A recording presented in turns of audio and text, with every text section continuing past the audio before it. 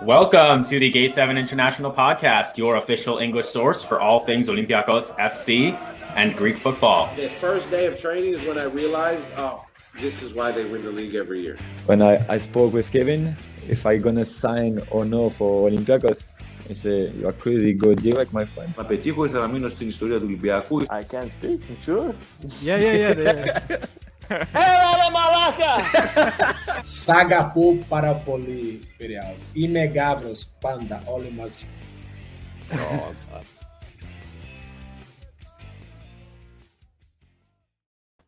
What's happening, everybody? This is Adi from Gate 7 International, back again with yet another deep dive. This time, this one is going to be on the young Israeli left back, Doron Leidner. So I hope you guys are excited. I got all of the messages from you guys from the Huang and Baum deep dive and from the tactics analysis that we just did for Carlos Corberon. That is the new coach for Olympiacos. Guys, thank you so much for the comments. I loved it. The feedback as well. I try to do everything I can to make these deep dives better and better to give you guys the best insight, the best analysis, not just for players, but coaches as well. So I know a lot of you guys loved having Patrick on. He couldn't be here today, so it's another solo, but he's going to be with us in spirit. And you'll see that soon. And as for the comments regarding some of the other things, please keep the feedback coming. I mean, seriously, guys, everything you say to me, anything you guys like to see, I really take all of that into consideration when I put these deep dives together. So continue to do it. Send me your thoughts. Send me your feedback. What else do you want to know? What else do you want to see? And I will do everything I can to continue to incorporate that in future deep dives. Now, before we get moving, guys, don't forget, if you haven't done so already, the community is blasting off. In the last week, a lot of it is a little bit of that misery loves company with things that have been going on with the club and some of the failures that we've had, especially with the UCL qualification, but it's bringing us together.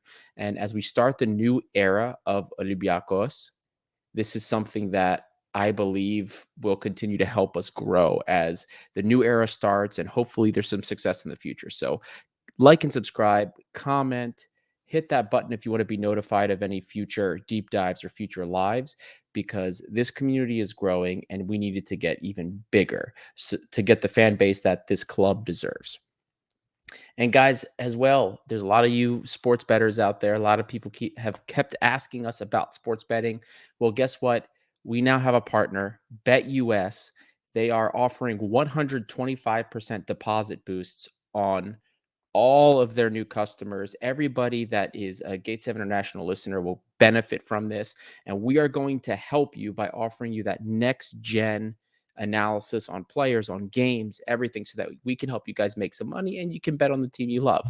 So check out betus.com.pa and use the code GATE7INTL in all caps to get your 125% deposit boost. Now, guys, without further ado, I think we should get into this. Doron Leidner, we'll start with the player profile. You guys know, 20 years old, left-footed, left wing back. Just brought him in from Hapoel Tel Aviv, sitting at about 5'10", 178 centimeters. So pretty decent height. Now, I didn't have anything up to date for his weight. He looks pretty lean. I can only guess what his weight is. I'm going to assume he's probably in the 150 pound. I think that's about 70 kilos, 72 kilos. Again, I'm not 100% sure. There was nothing definitive, but just to give you guys an idea of his build and kind of what it looks like. Hopefully, I'm pretty good at identifying since I've done enough of these deep dives. In terms of his profile, the player profile, I saw some pretty solid control, technical dribbling ability. He's pretty quick and agile as well. Pretty nice turn of pace. He can quick turn, accelerate off a dime, which you'd like to see, especially in a wing back, a further progressed situation, or further progressed position, I should say. Protecting the ball, I will say he has pretty average ability. Not to say that he's terrible and the ball's going to be stolen every time, but in the scenario that he's in, he was under a lot of pressure all the time, and he did quite well on the dribble. When he had a lot of players on him, he could do it, but he's young. This isn't something I'm going to be worried about. It's moving on. I think this is something that'll be worked on quite well. Not a lot of fancy footwork, no step overs, nothing too flashy, just some good old clean control and a solid cutback ability. Not afraid to go forward. In fact, he loves to get forward. He would rather take the ball forward than pass the ball forward, I'd say.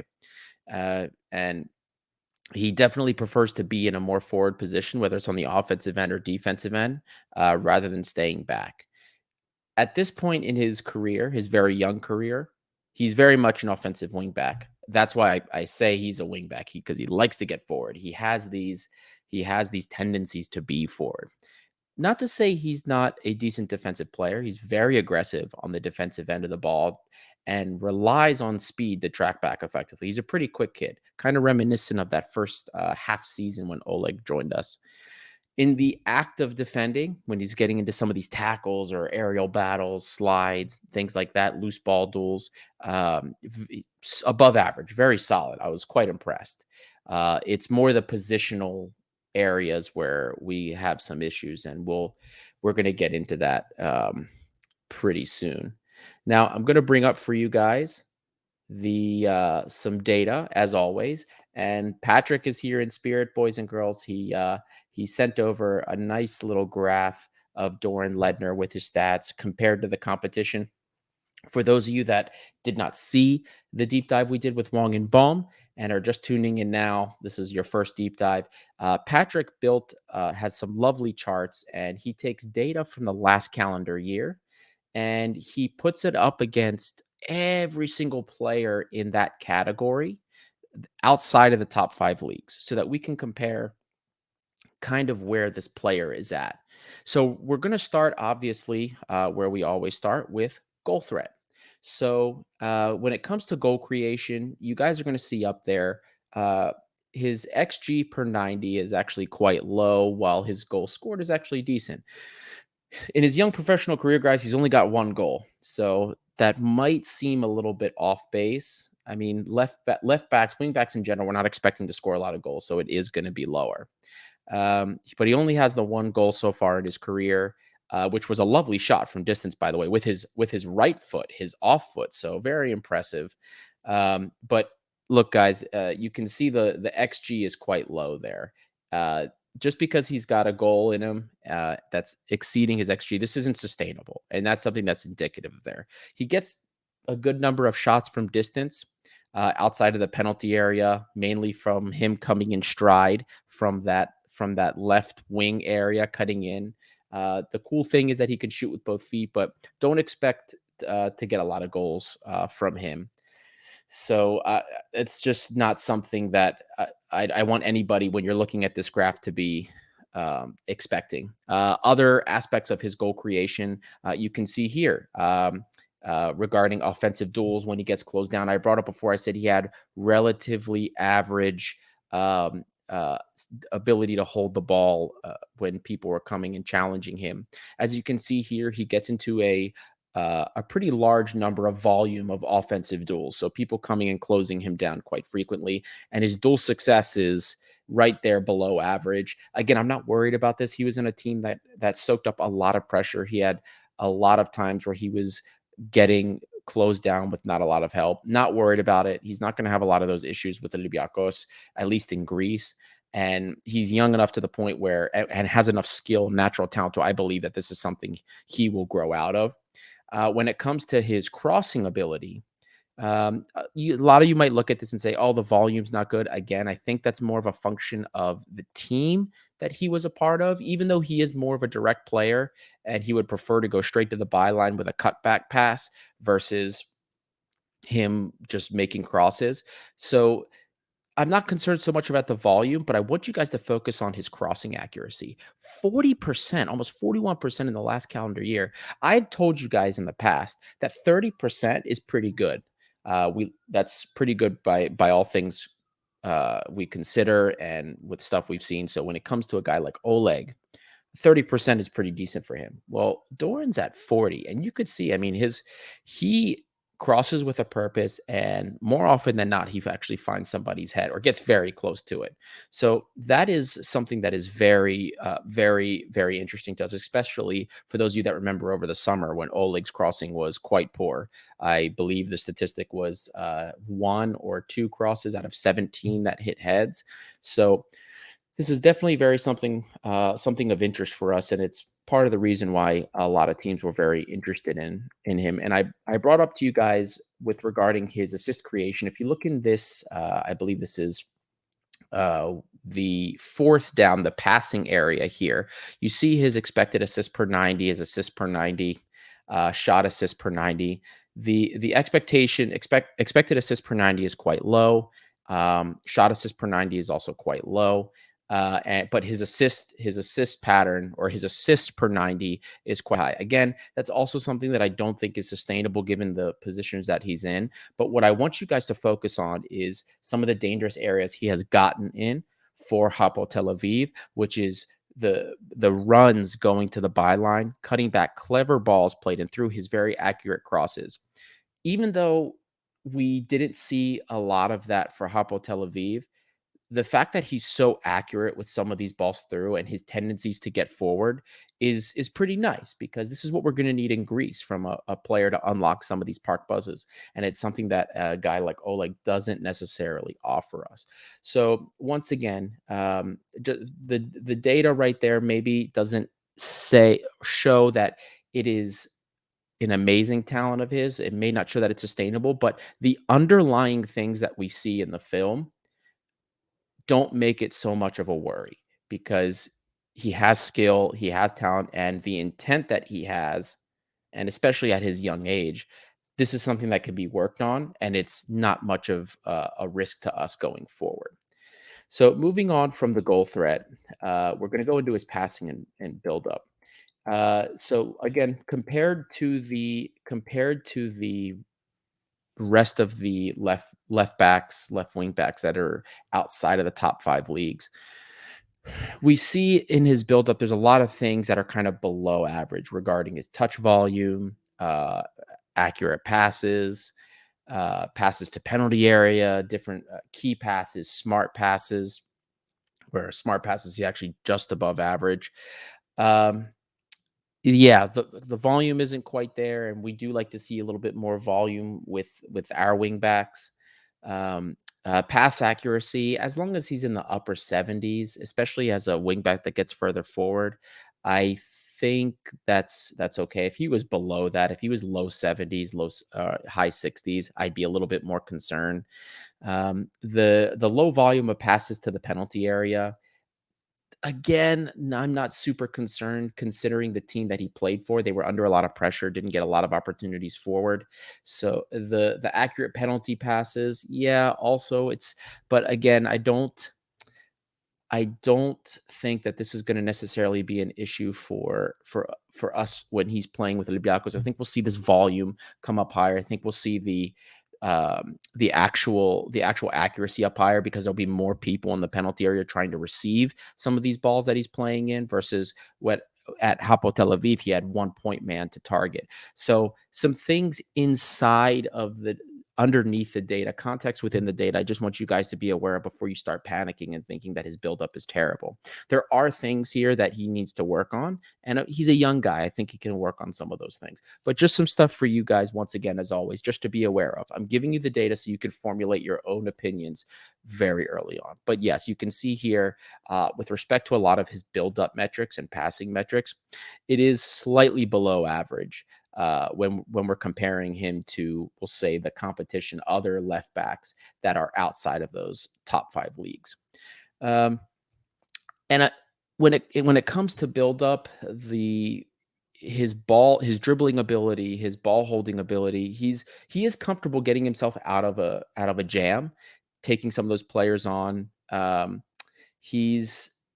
say he's not over eager, maybe to make the pass forward when he can make the dribble forward. You can see that in some of the data here. His regarding his progressive passes and progressive carries, he has a lot more of these progressive runs. If you look in the movement section, a lot more of these progressive runs per 90, a lot of accelerations. He likes to get forward himself with the ball. But then when you take a look at his progressive passes per 90, it's very low in the below the 20th percentile when it comes to that type of productivity. So very much likes to be on the ball, dribbling the ball forward, not necessarily passing the ball forward.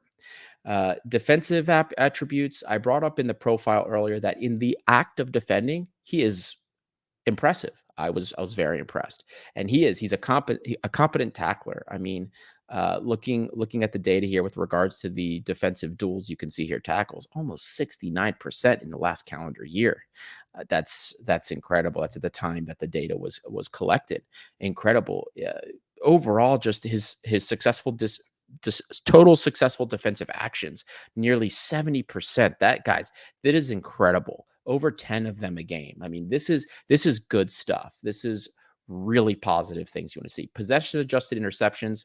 I haven't really explained that very often, but the interceptions count that I usually use, I usually just call it interceptions, but that PADG you see, it's called possession adjusted for interceptions. That means that they take into account the times that players aren't defending for the ball, and they equalize that so that we can get a count that's actually representative of something across all defenders. Because otherwise, defenders that play for teams that are getting attacked all the time will have higher numbers. So this is a way to kind of normalize that, equalize that, so that we actually have something to compare that tells us something real. So going back to the defensive characteristics, the actual act of defending things, whether it's tackles, aerial duels, he's very good in that. That part of his defensive ability is very good. What you don't see in the data is his positional awareness, and we'll say his maybe his discipline when getting forward. He likes to get forward, and to his detriment, it can lead to him getting caught forward just a little bit too much. And this is something that you guys saw in a couple of our other videos when some of the fans from the Israeli league were telling us about him. They're saying, "Oh, he's great offensively, but defensively maybe not so much." This is what they're referencing. It's the positional stuff, not the actual act of defending, because he's quite good in the act of defending, making those tackles, getting up in the air, winning those aerial duels, winning those loose balls. He's pretty good at all of those things. It's just the positional things. He can get split by a pass pretty easily. He can get beat on the run. Sometimes he's not too careful, and he's a little bit over reliant on his speed because he knows he's fast and he thinks he's going to be able to get back if he does get beat. Again, something reminiscent of what happened with Oleg. Oleg, when in his first couple of months, used to do the same things with us. Now he's a little bit more conservative, or at least he has been until now. So it's something that's very interesting to see. But overall, the fact that the defensive ability is good and maybe the positioning isn't so good, this is a good problem to have, because I can tell you can work on the positioning. Coaches can work on the positioning, especially in the system. He's going to have stricter instruction with regard to that anyway. And I'm less worried about that again in the long run. And for the other attributes, now we have a new coach. For those of you that checked out the tactics breakdown of what we can expect from Carlos Corberan, the skill set that Doron Leidner has seems to fit with that. In that system, especially if he's going to roll in his 3-4-3 and not so much the 4-3-3, you need a wing back that is offensively inclined. That's going to help you get forward, help you create, and be willing to take risks going forward. And this is that type of player. So I think that when it comes to identifying somebody that can fit that system, I think based on the attributes that we've seen here, that this player, Doron Leidner, can do that maybe in a manner that's better than Oleg. But don't take my word for it. Let's do a little bit of a comparison here. Let's compare Doron to Oleg. Now, You guys have seen this before. I've taken a couple of different things now, just so you know, the numbers here are not going to be exactly what we saw in Patrick's numbers. Patrick does the whole calendar year. I only took last season. So, and just for club competition. So you're going to see a little bit of variance in the data because this is just going to be for club competitions. And what we see here regarding the goal creation aspect of things, we don't see a whole lot of difference. Leidner, of course, gets a lot more shots than Oleg does. We don't see Oleg take a lot of shots. Leidner has more assist creation, slightly more in terms of his expected assists. Oleg has a little bit more when it comes to shot assist creation, so providing passes, not too much. Oleg has more crossing volume.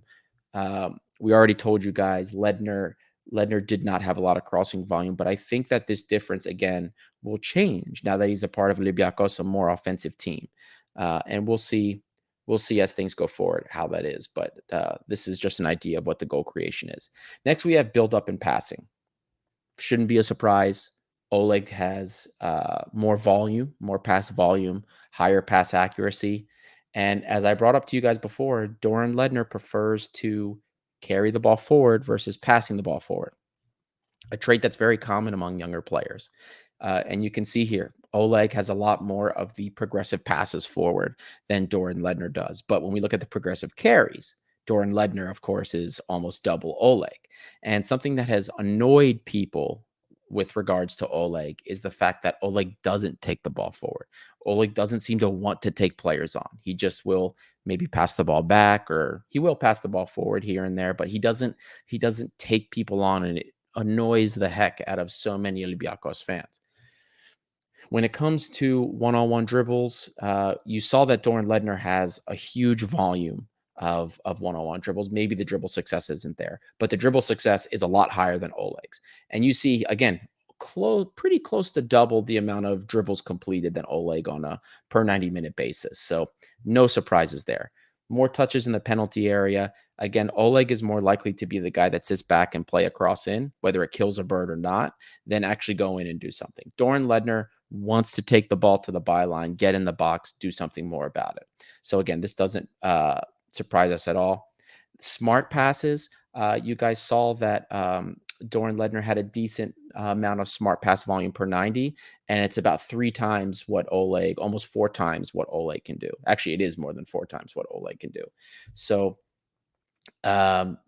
Oleg has never been a very creative person, especially when it comes to playing the ball into dangerous areas. He's just more of a traditional fullback. But Doron Leidner has a little bit more in the offensive skill set, the offensive area to work with in that regard.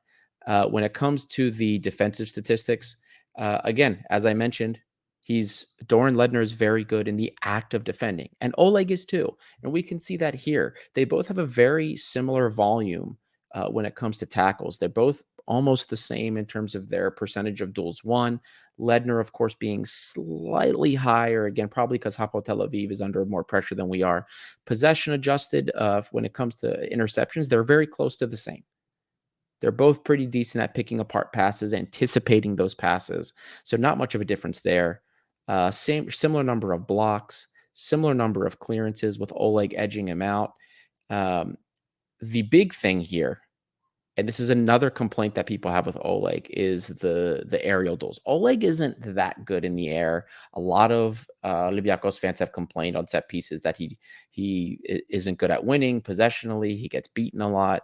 I will tell you this, Doron Leidner has way more success in the air, and he gets involved in these aerial duels way more often than Oleg does. I couldn't tell you if because he's better at it, maybe the players for Hapoel Tel Aviv have him marking taller people or point men that are targeted for crosses, but he's definitely involved and better at it, at least, than Oleg is.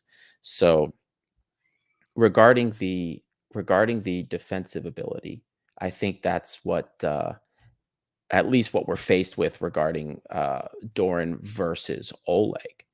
So now that you guys have kind of seen the stats, the data for Doron by himself, for in his comparison to Oleg, now it's that time. So we're going to change this up. Usually I talk about my value proposition, my risk. But now it's What's my verdict? And Adi's verdict is this is a great signing. I like what I see from this kid. There are some risks defensively. Positionally, I'm a little more concerned, I should say, with what he has there. But again, he's young. I think this is something he can work himself out of. There's a reason that this kid was being scouted by all of these top clubs across Europe. There is something there. The raw talent is there, especially with the ball at his feet. Offensive wingbacks are becoming the flavor of the month across Europe.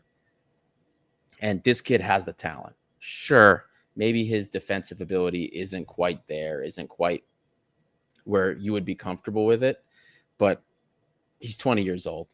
There's so much he can learn. There's so much he can build upon.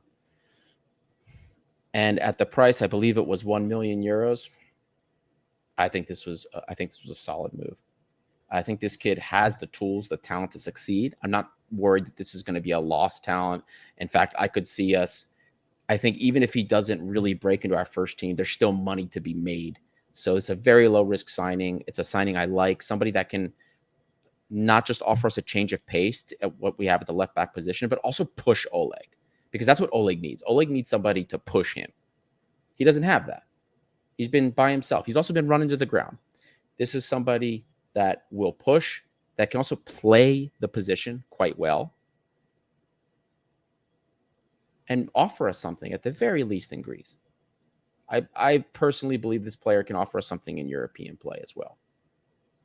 Well, anyway, guys, that's my verdicts. I'm really happy about that transfer. I like this kid as a player. This transfer window, I've been really more happy than not with most of our transfers. Last transfer window, I think I was pretty down on most of them. But this transfer window, it's like a black and white switch. I mean, most of the picks have, a lot of them, the younger guys have had great potential, and the ones that we've brought in, guys like Wong and Baum and Sime Versalco have just seemed like big wins early on. So I hope you guys like that. I hope I gave you enough information, at the very least, if not to agree with my opinion, to at least formulate your own. And once again, guys, more feedback. If there's something else you want in the deep dives, more things you want me to go into, just let me know.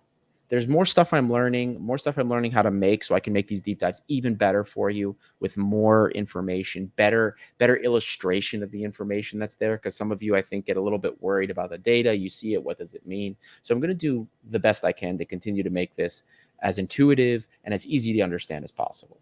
So thank you guys again for listening. I hope you enjoyed it. Don't forget to like and subscribe if you haven't done so already. Ring the bell to hear the latest deep dives. We have another one coming up, and let's go red, white. Let's go Olympiacos. We got a big game coming up. So I'll see you guys soon. This is Gate 7 International. By the fans, for the fans.